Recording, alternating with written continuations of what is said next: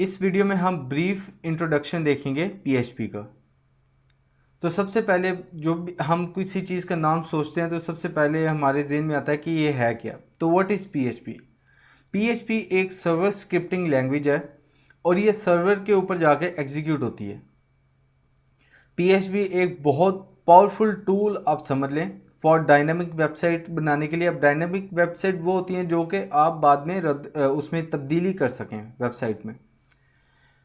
PHP बहुत ज़्यादा widely use होती है, फ्री है, ओपन सोर्स है और एफिशिएंट भी है। अब जो इसका लेटेस्ट वर्जन आया जो पीएचपी 7 है वो ज़्यादा स्टेबल है अपनी पिछले रिलीज से। तो पीएचपी 7 एक नई चीज़ इसमें इंक्लूड हुई है। अब पीएचपी स्टैंड फॉर क्या करती है? पीएचपी एक्चुअली ये पहले इसका जो ड्राइव किया गया जब ये पहले नई नई आई तब इसको कहा गया पर्सनल होम पेज, लेकिन बाद में इसको चेंज किया गया, इसका नाम रखा गया हाइपर टेक्स्ट प्रोसेसर। अब अगर आपको पीएचपी करनी है तो there is some pre requests और आपको वो चीज़ें आनी चाहिए। Number 1 HTML, number 2 CSS, number 3 JavaScript. आपको ये 3 चीज़ें आनी चाहिए। इसमें जो जावास्क्रिप्ट है वो थोड़ा सा आप कह लें कि इसको स्किप कर सकते हैं, लेकिन ये दो जो चीज़ें HTML और CSS ये आपको थोड़ा बहुत इसका नॉलेज लाजमी होना चाहिए। उसके बाद PHP की फ़ाइल हम किस तरह बनाते हैं। एक्चुअली सबसे पहले हम समझ लेते हैं कि PHP की फ़ाइल में कौन कौन सी कोडिंग हम लिख सकते हैं।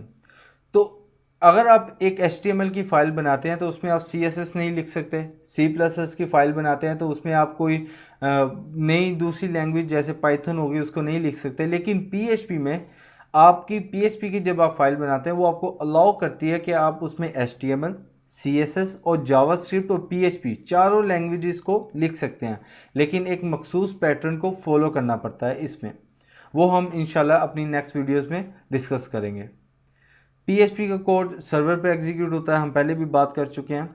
और जब PHP की हम फाइल बनाते हैं तो हम इसमें एक्सटेंशन इसकी जो देते हैं वो .php की है। अगर किसी को नहीं पता एक्सटेंशन का क्या मतलब है तो हम अपनी नेक्स्ट वीडियोस में इसके बारे में जब फाइल बनाएंगे तब मैं आपको बताऊंगा कि what is the extension of an file. उसके बाद PHP कर क्या सकती है, इतनी ज़्यादा अहमियत की हामिल आखिर है क्यों PHP? तो PHP डायनामिक पेजेस कंटेंट बनाने के लिए यूज़ होती है। अब डायनामिक पेज कंटेंट वो होता है जो कि आपकी एक वेबसाइट बन गई है उसको आप बार बार चेंज कर सकें, उसके आप डाटा बहुत सारे आप सिनेरियोस में उसको चेंज कर सकते हैं, पेज के कंटेंट को आप तब्दील कर सकते हैं। उसके बाद ओपन सोर्स है, हमने पहले भी पढ़ा। उसके बाद ये डेटाबेस को क्रिएट करने में, रीड करने में, राइट करने में, डिलीट और डाटा या आप कह लें कि डाटा यूज़र से गेट करने में यूज़ होती है। ये कुकीज़ सेंड कर सकती है फाइल्स को, जैसे मैंने आपको बताया डेटाबेस में डिलीट, मॉडिफाई और ईच एंड एवरीथिंग डेटाबेस के साथ आप जितने भी आप टेक्निक्स यूज़ कर सकते हैं वो PHP आपको अलाउ करती है, क्योंकि इसमें हमारे पास 2-3 चॉइस होती हैं। जो मोस्टली यूज़ होती है वो SQL यूज़ होती है, तो सर्वर क्यूरी लैंग्वेज जिसको हम कहते हैं, तो SQL इसमें यूज़ होती है। और इसमें PHP में आप डाटा इंक्रिप्ट कर सकते हैं जो कि आपकी सिक्योरिटी को इन्हेंस करता है।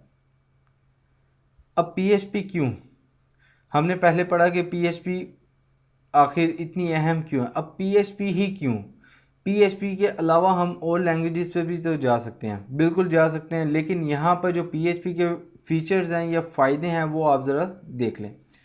PHP वेरियस प्लेटफॉर्म पे यूज़ हो जाती है, जैसे कि Windows, Linux, Unix, Mac OS और आपके मोबाइल वगैरह पे डिफरेंट प्लेटफॉर्म पे आपके ये यूज़ हो जाती है। PHP कंपेटिबल है तकरीबन ऑल सर्वर यूज़ जो कि आजकल हो रहे हैं, अपाचे और IIS। ये अपाचे और ये IIS क्या है, अगर आपको समझ नहीं आ रही तो कंफ्यूज मत हो जाइएगा। ये सर्वर्स होते हैं जो कि फ्रीली अवेलेबल होते हैं नेट के ऊपर। PHP डेटाबेस को सपोर्ट करती है बहुत ज़्यादा हद तक, आप बहुत ज़्यादा इसमें फंक्शंस डेटाबेस के यूज़ कर सकते हैं। उसके बाद PHP फ्री है, ओपन सोर्स है और PHP जो है इसको सीखना इतना ज़्यादा मुश्किल नहीं है और आप सर्वर साइड स्क्रिप्टिंग लैंग्वेज को कंट्रोल कर सकते हैं। PHP इतनी ज़्यादा मुश्किल लैंग्वेज नहीं है।